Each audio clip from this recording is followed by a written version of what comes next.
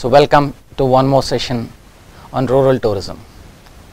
So before we really proceed on to the session, we would like to thank the Ministry of Tourism, Government of India, India Brand Equity Foundation, Ministry of Commerce, Government of India, and the various respective tourism departments and staff of different departments who have made excellent videos and presentations to be accessible to all of us here. We are going to explore rural tourism in its experiential way. What do you mean when we say experiential way? It is a responsibility of each one of us to understand, to do things where your tourist, the tourist can be a foreign one or the domestic one, they should experience the real lifestyle in that particular village, in that particular Grameen area, such that you have to brief them. There will be certain norms before they really go there. So you have to brief them, orient them. That is the responsibility of yours. So when you say you have got a certain tradition, certain culture, as simple as that, when you go to a particular religious place, we have a tradition of removing the shoes. As simple as that. So my dear friends, please take the responsibility of knowing the culture beforehand, before you take any foreign tourist or a domestic tourist there. Explain to them what is a simple tradition and custom. As simple, again I would like to explain, give you one more example. Suppose I am visiting a Gurudwara, or I am at Golden Temple, or any Gurudwara anywhere, we have to cover our head, whether it's a male or a female. So these are the simple things that we need to know. Again, in a village it has got its own tradition, its own cultures. So we have to take that lead, first to know, understand the meaning. The major thing that will come here is a lot of tourists, especially foreign tourists, they will ask a logic behind it. So you have to tell them there is a logic. If you know about it, well and good. If you don't know about it, tell them it's a regular tradition and custom. You like to explore it further, and you will definitely share that point with them. So for everything in life, that you cannot apply logic. So you have to understand that particular aspect. So definitely there is a genuine question from them. Respect the question, welcome the question. If you do not know the answer, tell them that you will explore again and you will get back to them. Right? So let us go into this thing. Today the topic is about rural heritage. What is our heritage? What do you mean when we say about our heritage? So let us understand, India's heritage is very unique and well known across the world. People respect the Indian tradition and culture. So here let us basically understand how our heritage and tourism are interlinked and how it can benefit our Indian economy and especially the rural economy. That is why just now I said, when there is an increasing trend, lot of foreigners, domestic people, they would like to visit all the different remote parts of our country. They would like to experience what happens there in the village. As simple, let us say you take to a village, somebody is doing pottery kind of a thing. Take permission from that particular person, saying that, "Bhai, what is it done? How is it done? What is the process?" Or suppose somebody is doing the pottery kind of a thing, what is the process behind it? Everything you should have a fair idea of it, and you can explain to the concerned tourists there also, and see that they experience it hands-on. Once they experience it hands-on, that is the real thing. They take it back when they go back to their native country or to their native place. So that is what we say, experiential tourism is very, very important. Here you have to use, as I told you in the previous session, it's all about using your head, heart and hand in every aspect of any activity that you do. Next, how rural tourism in India has, what are the strengths? Typically we say, what are the strengths of the rural India? When we are trying to talk about the strengths aspect of it, Indian villages have unparalleled culture, craft, music, dance. Music and dance is part of our culture. It's part of our tradition. There's so many things that has happened. So that is why you have to understand, so much of our drama, Ramayana, Mahabharata, everything is taught in the form of dance and drama situation. This has been coming from years, thousands of years. So we have to understand that aspect. Just go slightly behind it, such that you can be in a better position to explain that. So let us explore that, what exactly is that particular aspect. Next thing, Government of India is developing the roads, the infrastructure to all the tourist destinations. So that is where it is now we are getting interconnectivity is becoming much better. So we want a lot of tourists to come inside our country, visit our tourist spots, develop our rural economy. Then lot of as we all know that India is primarily an agricultural economy, and a lot of farms. There are a lot of people who are constructing farmhouses, resorts and everything. So that is also one important place where you can extend the homestays so that people can experience the Indian agriculture. What kind of crops do we sow? When do we sow? How much the weather impacts this thing? How is the produce done? And once the produce is done, where is it being sold? At what rate the government procures certain vegetables, fruits or crops? Is there any particular crop insurance? What kind of other benefits the agriculturists get it? So all these things plays a crucial role. Next important thing is all about biodiversity. Biodiversity, as you know, India is very rich in biodiversity. Not only biodiversity, we can get different climatic conditions also across the country. If you go to Jammu and Kashmir, it's winter season, or North Indian part of it, it's snow is there. Again you come to central India part of it, there's a humid temperature. Again you go to northeast part of it, I think all of you heard about Cherrapunji. There is rain, it's one of the wettest place.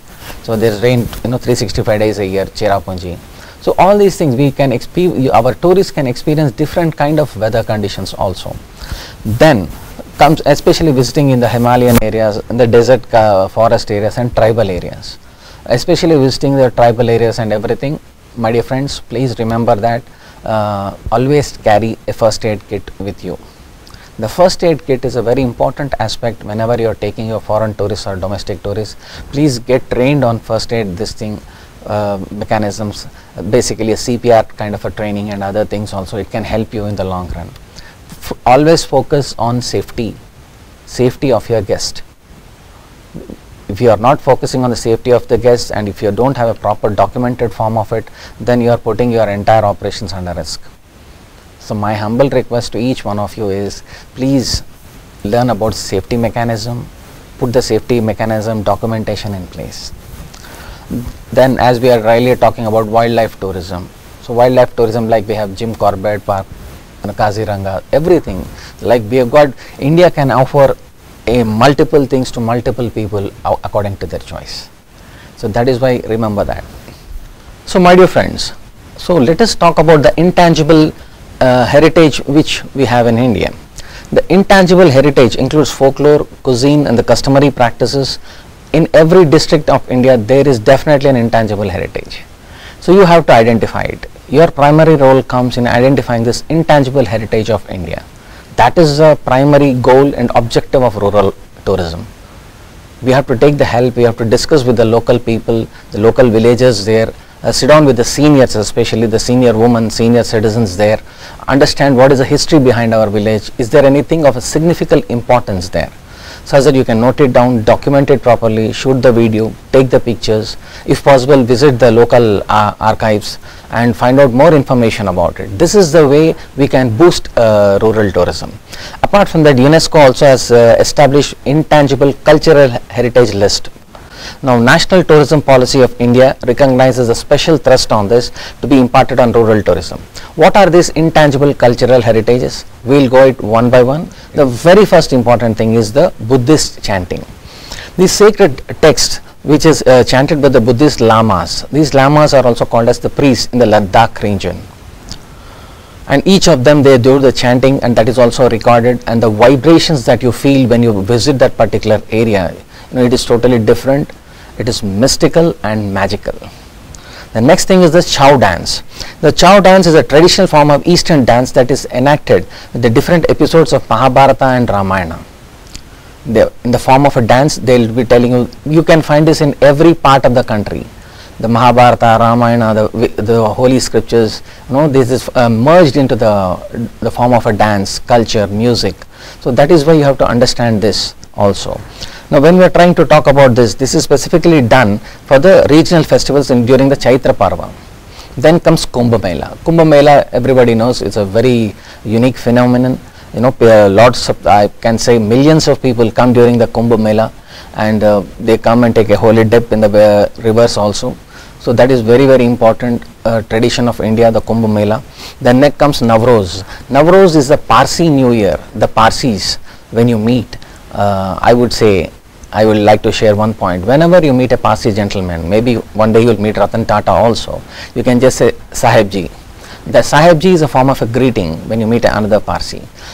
And when you meet a Parsi, you know, they celebrate the new year called Navroz.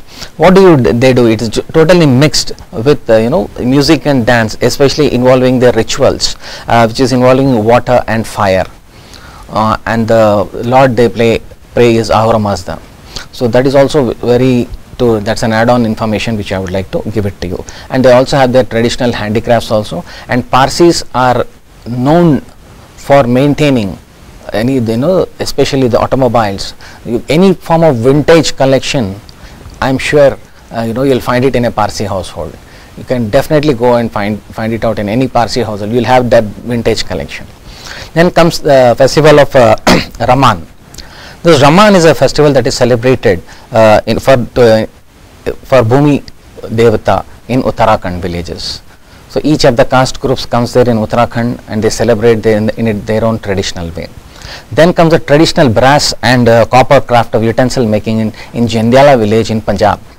So they create the traditional way of making the brass and copper utensils. Most of these utensils are in the kitchen and everywhere. They have been using it from very, you know, ages.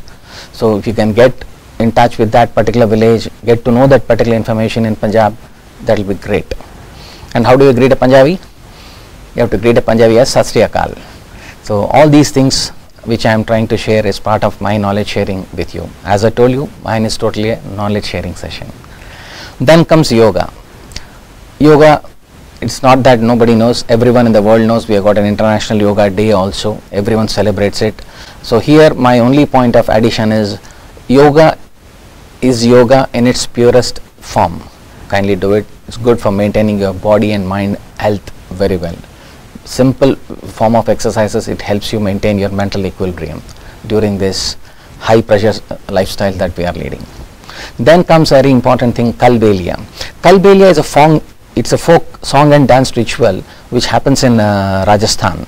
They use the percussion instrument called khanjari and a woodwind instrument called pungi, and that is where, you know, the beautiful, that kind of instrument combination that is used, and the lyrics are also, sometimes the lyrics are done very in a spontaneous way. They celebrate it especially in Rajasthan. Whenever you are visiting Rajasthan, make sure you are going through this particular cultural heritage, intangible one, Kalbelia also. Then comes to a lovely state of Kerala. Kudiyattam. Kudiyattam is a Sanskrit theatrical tradition practiced in a province in Kerala, traditionally performed in the theatres, you know, in Kuttam Palam, you know, located in the Hindu temples. Then comes Mudiyat.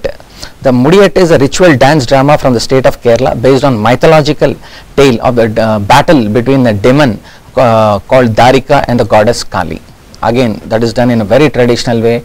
The kind of headgear that they use, everything, you have to really meet the artists there to understand how they have been maintaining, carrying on the tradition from so many years, especially of Mudiyat also.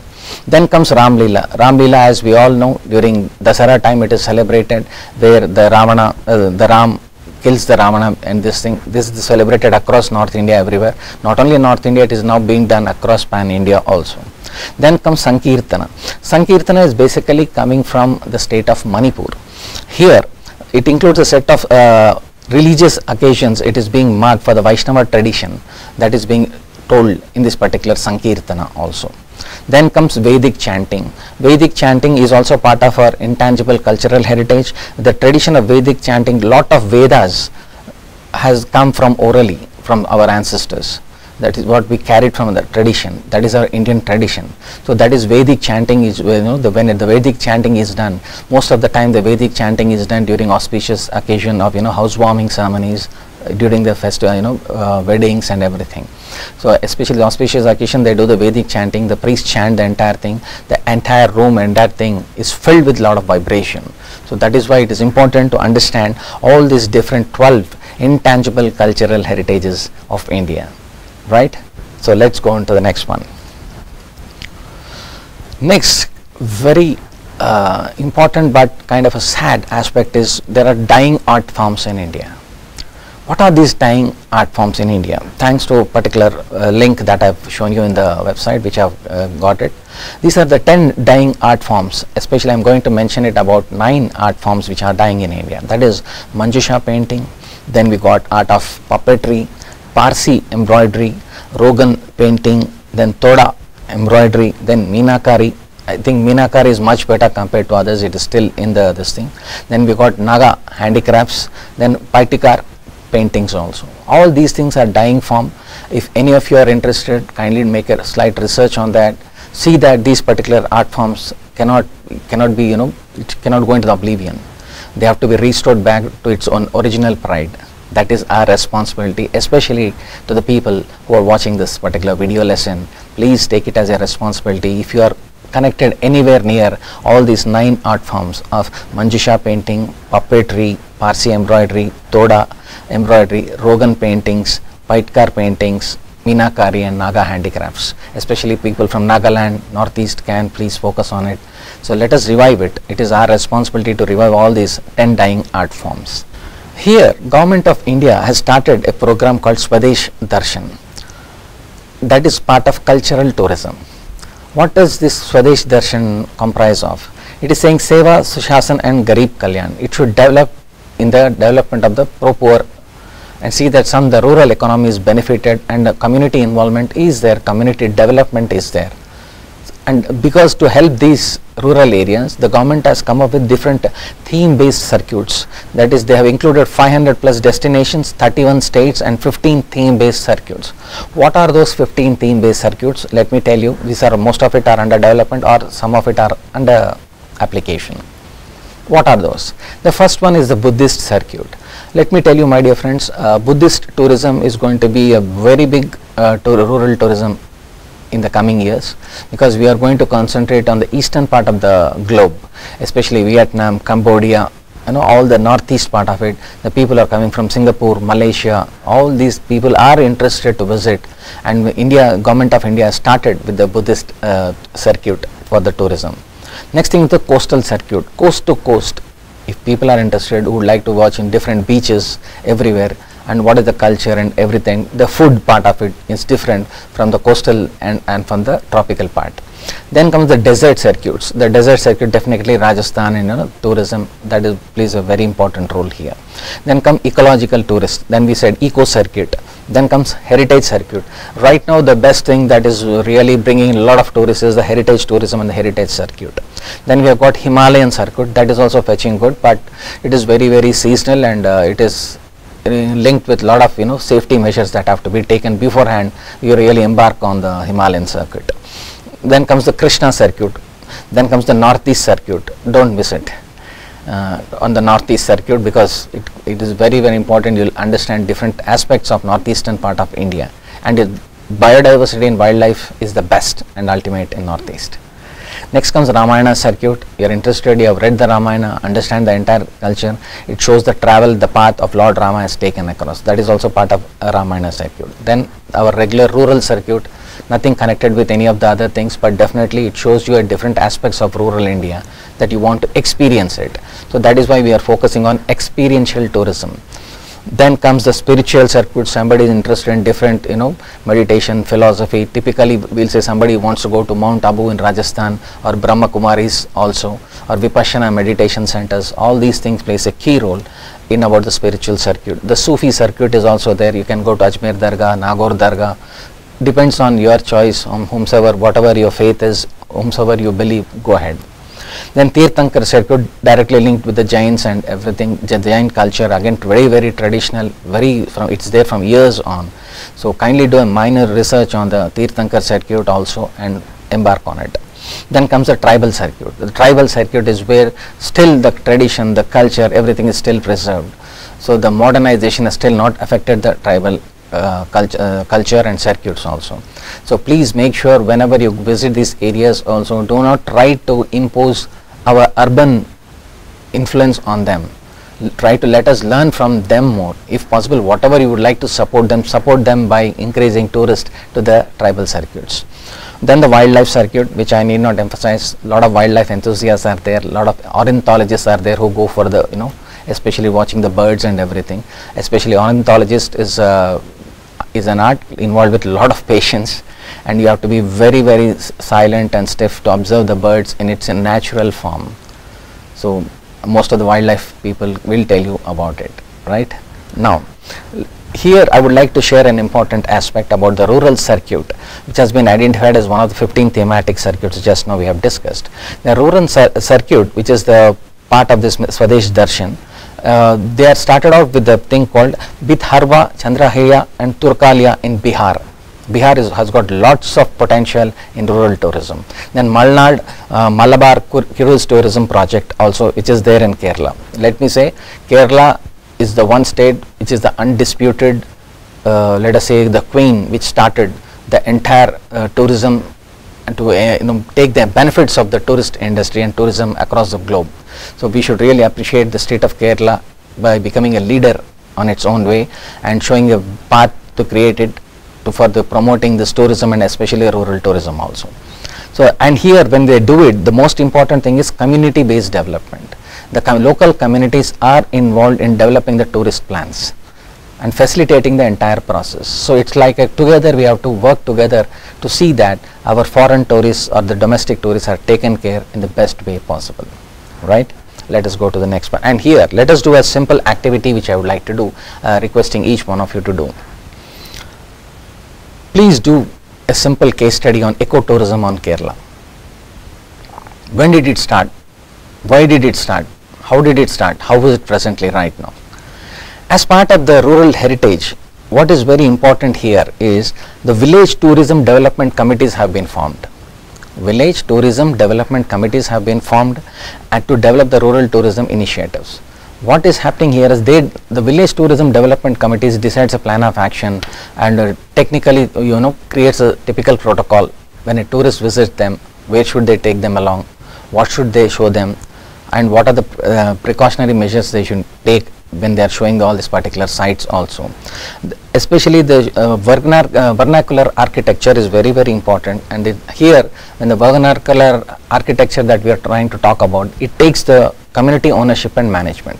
As you can see in the pictures which has been shared by one of my friends from the this thing is called Pooja Patel. She has performed the the entire thing, the vernacular architecture photograph she has shared. Apart from this, one more person called Simanta Kalita, who has put up the beautiful cottage which is made totally from bamboo. His name is Simanta Kalita. He has made the entire architecture using bamboo culture, which I told you in the previous this thing also. Northeast is famous for this bamboo culture. They can create entire furniture, entire house out of bamboos. That is one thing you can really look forward and share it with all your friends abroad. Then comes the focus of the government of India is on totally self-sustainability. That is also part of our 17 sustainable development goals. So self-sustainability in the rural areas, self-reliance. So that is also we are really talking about it. Every state should plan for its self-reliance as part of rural tourism is concerned, such that the rural economy is benefited. As I shared with you earlier also, when the rural economy is benefited, the rural youth are benefited, rural women are benefited, such that they do not migrate to urban areas for the sake of employment, such that we can provide employment in their own areas. And this is the vision of APJ Kalam, Pura, providing urban amenities in rural areas. Let's go to the next one. Here I would like to share a particular important aspect from Gujarat. That is Shame Sarhad is a tourist camp built, owned and managed by the Hodka community. The tourism could enable the quality of their lives there, completely creating livelihood options. As you can see a beautiful picture there in the particular slide. This is called Shame Sarhad. This has been done by Hodka community. They develop it, they welcome the visitors, take care of them all around. Then the award-winning thing has been done by Kerala Responsible Tourism Projects in Kumarkom, Wayanad and other locations, combining a unique model of involving the local community and getting the visitor experience the village life with the local stakeholders and typically narrated in a story form. So that is why we have to say this is a responsible tourism in Kumarkom and Wayanad and other areas also. This really instills the pride in the villagers. That is where our rural tourism projects really helps in, we have to take the steps think before, have a plan of action, how to see observe very closely what are they really proud about their village, about their heritage, about their tradition. Identify the points, please note it down, and especially when you are bringing in the tourists, create that as a point. So that that really helps boost the tourism aspects of it. Rural tourism in Sikkim, which has empowered many village communities to develop homestays. Homestays, definitely it's very useful, it benefits the people. I myself have gone and visited and stayed in a homestay in Manipur, and the simple facility, everything, they take care of it. It benefits the people in the village, and there is a particular state government that is taking steps to see that how a model particular rural homestays are created. All the necessary benefits are being given there. So one important aspect which has come to my notice, which I would like to share, is the western commodes. WCs have to be changed in certain areas. That is where a lot of foreign tourists look at it, and that's what they have shared with me, that typical Indian tourism squatting on the floor on the commode system is not acceptable. It's very difficult, especially for the senior citizens, whether they are foreigners or Indians. So that is why, please, whenever you are planning for a rural homestays, please verify that aspect. And most important aspect is the second one is the mosquitoes part of it. Mosquito net, if possible, they provide you at that particular homestays. If possible, try to take a particular thing with it, the mosquito net along with you, and also the typical that Odomos and the cream that you use in your local areas. So that these are the simple aspects. I focus a lot on safety. I want my tourists to have a lot of happy travel experience, such that they go back with happy memories. That's the fundamental principle where people, when they visit different areas, is they should go back with happy memories. That stays with them for a lifetime. So if we can create that, great, we have done the job. Here let me discuss about, in the next thing is about Govardhan Eco Village in Bada. And the noteworthy, this thing is about a Ulysses Award. This has been given. This is and to my left is the projects in Rajasthan, which includes Samod and Mandwa, which is coming with a public-private model. Here, this particular, if you see the palace kind of a thing, which is there in Rajasthan, in Samod and Mandwa, it has come on a public-private model. That is, there is involvement with public as well as with the private model. Government is also taking the part of it, so that everybody is involved in developing that particular tourist center. Then this Govardhan Eco Village, it's a noteworthy mention in Maharashtra, especially UNWTO Ulysses Award was given for its innovation. This institution has developed the village into a community of a symbiotic relationship with the visitors, and have increased both community participation as well as increased the income levels and education. Once it was a very backward area, right now, because thanks to the rural tourism aspects, especially in the part of Govardhan Eco Village in Maharashtra, this has boosted the rural income. So let us work towards that. So this is the kind of inspiration that people of Maharashtra has given to us. So let us work towards it. Let us learn from them, implement it in our local villages also. Try to talk to them, get them as a resource person, get yourself trained. This helps to benefit our local areas too. Now coming to a very important issue, this might be, we will be spending few important aspects on this. So let us see what exactly we are talking about.